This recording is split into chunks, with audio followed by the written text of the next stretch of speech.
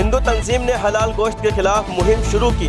کرناٹک میں مسلم مخالفت تنازعات تھمنے کا نام نہیں لے رہا ہے۔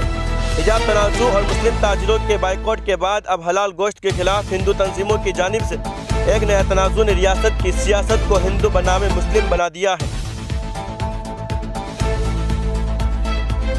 سری نگر کے ریناوالی علاقے میں بدھ کی دیر شب شروع ہوئے تصادم میں سیکورٹی فورس نے 2 اکثریت پسندوں کو ہلاک کر دیا ہے۔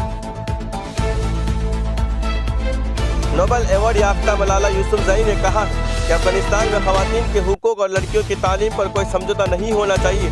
عالمی کمیونٹی تنظیموں اور رہنماؤں پر منحصر ہے کہ وہ فیصلہ کرے افغان عوام کے تحفظ کے لیے کیا بہتر ہے۔ طالبان حکومت کی جانب سے سرکاری ملازمین کو داڑھی نہ منڈوانے اور مقامی لباس پہننے کی ہدایت کی گئی ہے، جبکہ صحیح وقت پر نماز کی ادائیگی کو یقینی بنانے کی بھی ہدایت کی گئی ہے۔ ذرائع نے بتایا ہے کہ ڈریس کوڈ پر عمل نہ کرنے والوں کے دفاتر میں داخلے پر پابندی ہوگی، جبکہ انہیں برطرف بھی کیا جا سکتا ہے۔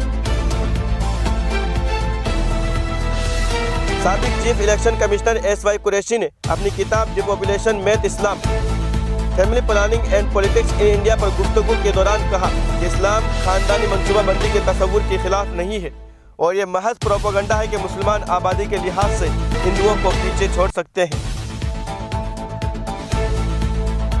آل انڈیا بینک امپلائیز ایسوسی ایشن کے جنرل سیکرٹری نے کہا کہ بینکنگ شعبہ میں بھی اصلاحات کے نام پر کئی بینکس کو ضم کیا جا رہا ہے، ان کی نجی کاری کی جا رہی ہے۔ بینکس کے پاس فی الحال 162 کروڑ روپے عوامی رقومات ڈپازٹ کی شکل میں ہے۔ عوام کی اس بجٹ کا تحفظ ضروری ہے۔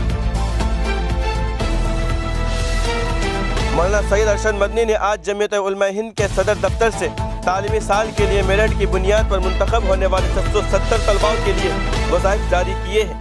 ضرورت مند طلباء کی بڑھتی تعداد کو دیکھتے ہوئے گزشتہ سال سے بھی وظائف کی مجموعی رقم 50 لاکھ سے بڑھا کر 1 کروڑ کر دی گئی تھی۔